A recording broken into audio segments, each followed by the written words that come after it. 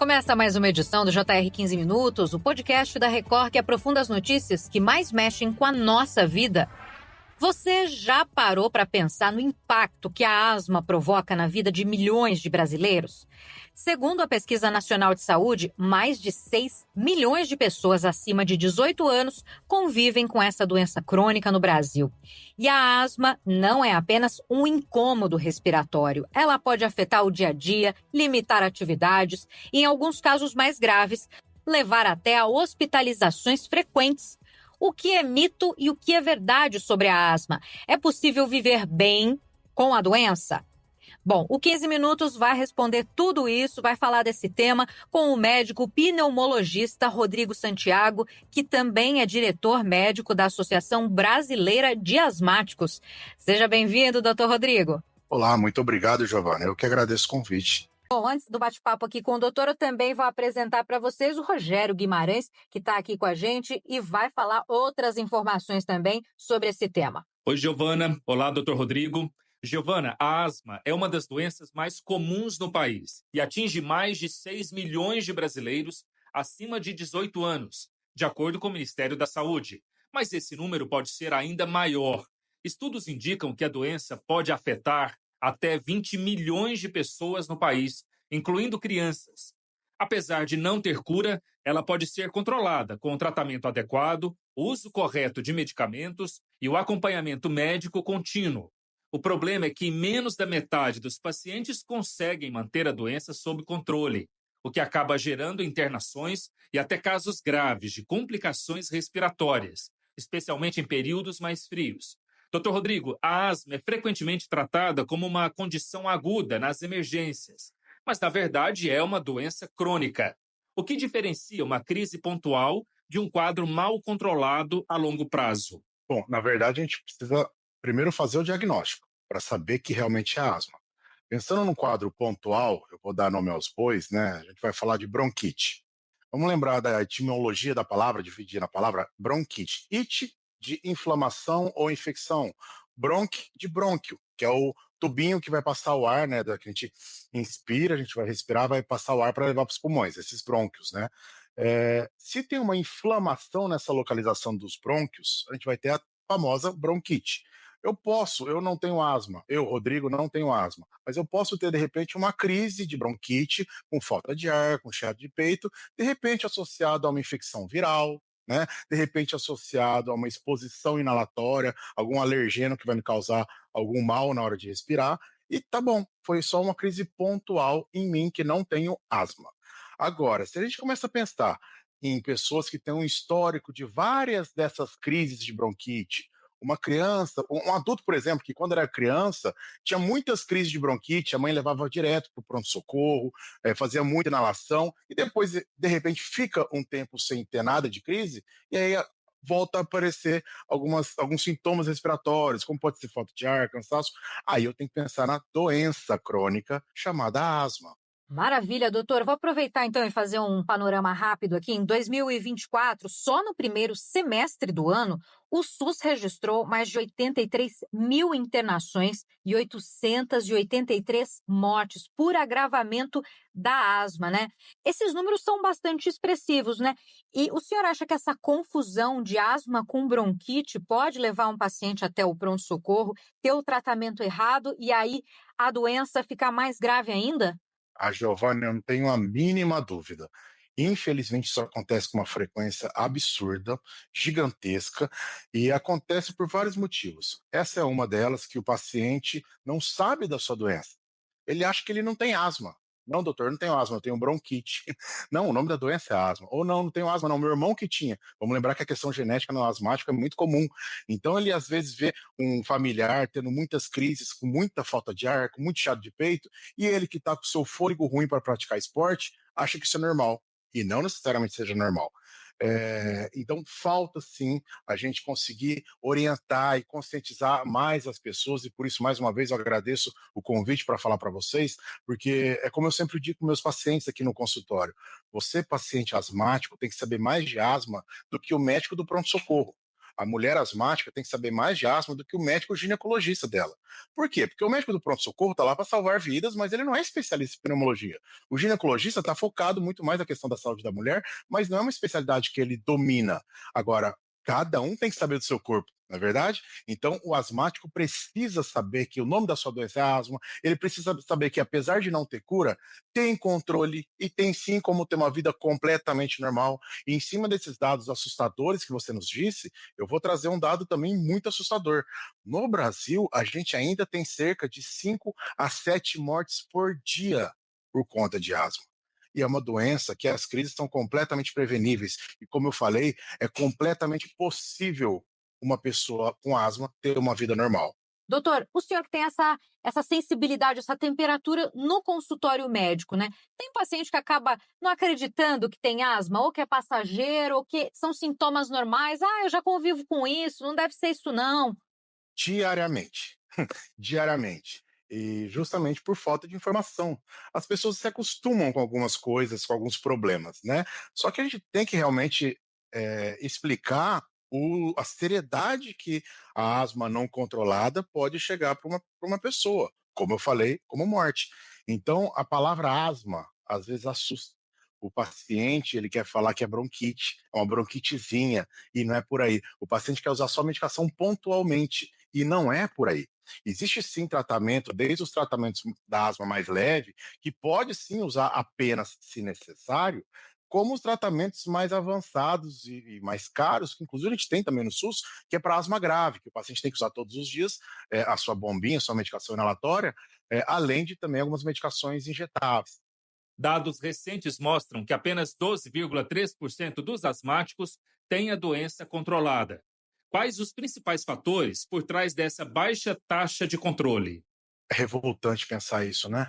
A gente, infelizmente, está trazendo alguns dados tão assustadores, mas vamos pensar como uma crítica construtiva para todos nós, para nós da classe médica, para nós como seres humanos e para nós como mídia, né? Vocês como mídia, a gente agradece mais uma vez a gente poder divulgar esses valores, esses dados, porque é possível controlar.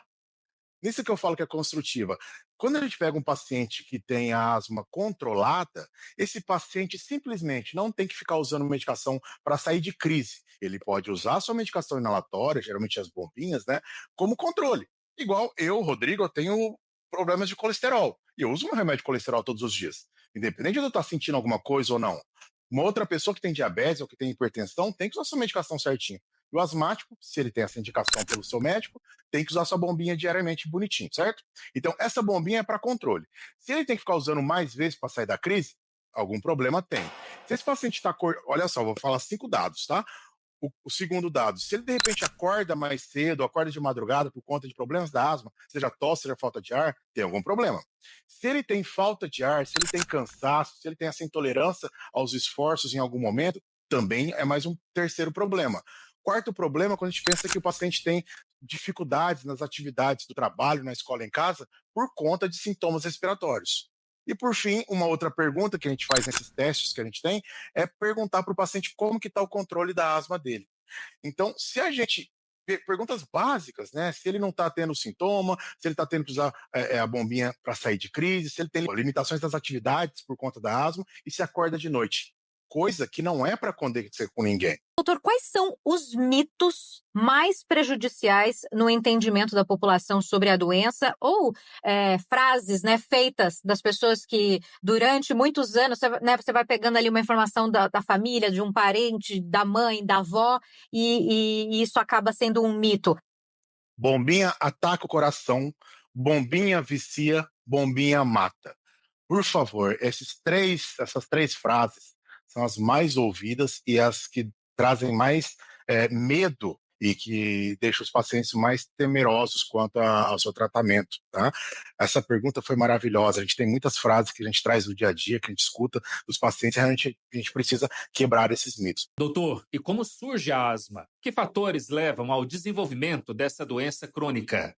Os mecanismos ainda não são totalmente conhecidos, tá? Mas a gente tem algumas questões mais clássicas, por exemplo, a genética, isso é um dos mais importantes, tanto é que é muito comum a gente ver familiares asmáticos, né? Pessoas da mesma família tendo asma, mesmo que sejam quadros até diferentes um pouco do outro. como eu falei lá atrás. Às vezes tem mais tosse, outras vezes tem mais chiado de peito, outras vezes tem crise só quando muda o tempo, enfim. Então, a questão genética conta muito.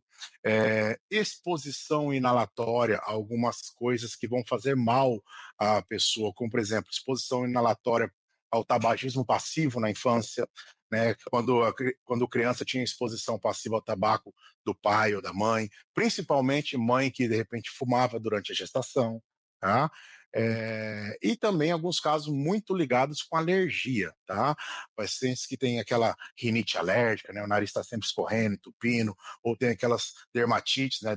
Aquelas alergias de pele. Isso acaba sendo muito junto, muito unido para esses pacientes terem essa alergia de tudo, né? E acaba tendo, entre aspas, essa alergia dos pulmões, né? Acaba tendo também asma. Quais são os tratamentos hoje, doutor, mais inovadores para asma? Eles são acessíveis na rede pública? Essa é uma segunda pergunta. Ou ficam restritos a pacientes de redes particulares de saúde? Essa pergunta é maravilhosa, mas vou responder essa pergunta com uma outra antes. Antes de pensar nos tratamentos mais modernos e mais atualizados, eu vou falar do mais básico, que infelizmente ainda está faltando para a população, e não por falta de acesso do SUS, inclusive, mas por falta de informação, tá? Que seriam as bombinhas. As bombinhas, volto a dizer que tem vários tipos, de várias marcas, de vários laboratórios, de vários dispositivos inalatórios, né? E aí a gente tem que saber que a base do tratamento do asmático é com corticoide inalatório, associado ou não ao broncodilatador. Isso tudo inalatório. Tá certo? Então, esse paciente está tratando bonitinho a sua asma, e geralmente é 2 vezes por dia, né? E vai acompanhando com o seu pneumologista, ele está bem controlado, ótimo. É esse o tratamento. E aí, se tiver que parar, diminuir o tratamento, tem que sempre conversar com o seu médico. Esse tipo de medicação inalatória tem, obviamente, para comprar nas farmácias, mas também temos algumas delas disponíveis nos postos de saúde, temos algumas delas disponíveis, inclusive, na medicação de alto custo. Então, é totalmente possível uma pessoa ter o tratamento da sua asma, digamos, leve e moderada, pelo posto de saúde, pelo SUS. Agora, respondendo finalmente, sem mais delongas, as medicações mais modernas que a gente tem são as medicações imunobiológicas. Essas medicações biológicas são medicações injetáveis, tá? Em injeções, que muitas vezes as pessoas falam erradamente como vacinas, vacininha para asma. Não, não é bem isso. A gente tem as vacinas, que a gente precisa, obviamente, manter os nossos pacientes bem protegidos contra vírus, bactérias e tudo mais, né? Mas essas medicações biológicas que são injetáveis, elas são indicadas para paciente que tem asma grave. Não é para qualquer paciente, não é para paciente que tem asma leve, para paciente que tem asma controlada, ou mesmo aquele paciente que nem tinha o diagnóstico, ele nem sabia que tinha asma e está numa baita crise. Não, é para o paciente que tem asma, não está ficando bem controlada com as suas medicações, e ainda assim ele tem crises, ele tem que ficar usando corticoide oral, corticoide na veia, ficando para pronto-socorro, não tem o fôlego bom, não tem uma vida adequada. Esse paciente precisa ser avaliado por um pneumologista, por um especialista, para ver se realmente ele é eletivo, ele tem a indicação ou não dessas medicações biológicas. E que sim, temos também tanto disponíveis no rol da ANS, pelos seus planos de saúde, convênio, porque são medicações realmente bastante caras, como também tem disponível pelo SUS, pelo alto custo. Perfeito. Doutor, então, para encerrar, caro ouvinte, o doutor já deu umas dicas aqui. Quais são os sintomas mais comuns, doutor, que o senhor estava falando lá, que tem um protocolo, né? Pontua para a gente, por favor, 4 perguntas aí que o ouvinte deve se fazer na hora de saber se tem asma ou não. Por acaso, tem sintomas respiratórios mais de 2 vezes por semana? Sintomas respiratórios, a gente tem que tentar explicar, né? Falta de ar, cansaço, intolerância aos esforços. Cada um vai falar de um jeito, mas essa dificuldade de fazer esforço físico ou cansar por conta disso. Por um acaso, tem limitações das suas atividades por conta desse problema respiratório, no caso a gente está falando da asma. Eu não consigo subir a escada por conta disso. Não estou conseguindo fazer meu trabalho por conta do meu fôlego, que não está bom. Isso tudo conta. Acorda de noite por conta da asma, acorda de noite por conta de estar tendo muita tosse, ou acorda de noite, de madrugada, porque com falta de ar, com aquele puxando o fôlego, isso também conta. E por fim, isso já é um paciente que já tem o diagnóstico de asma, né? Se está precisando usar a medicação de alívio, que é para sair da crise, não é medicação de controle, está precisando usar a medicação de alívio mais do que 2 vezes por semana. Esse paciente que já tem o diagnóstico de asma, ele não está controlado. Você ouviu a edição 1170 do podcast 15 Minutos.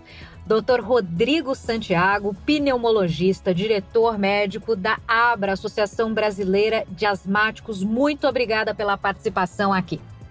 Eu que agradeço e vou terminar só com uma frase. A asma não tem cura, mas tem controle. É possível você ter uma vida completamente normal.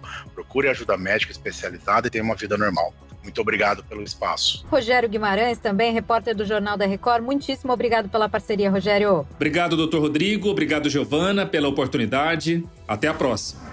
Esse podcast contou com a produção de David Bezerra, das estagiárias Amanda Fuzita, Isabela Santos e Yasmin Logrado, sonoplastia de Diego Marcondes, coordenação de conteúdo, Deni Almeida, direção editorial, Tiago Contreira, vice-presidente de jornalismo, Antônio Guerreiro. E você pode acompanhar o JR 15 Minutos no portal r7.com, nas redes sociais do Jornal da Record e nas principais plataformas de streaming. A gente te espera no próximo episódio. Até lá!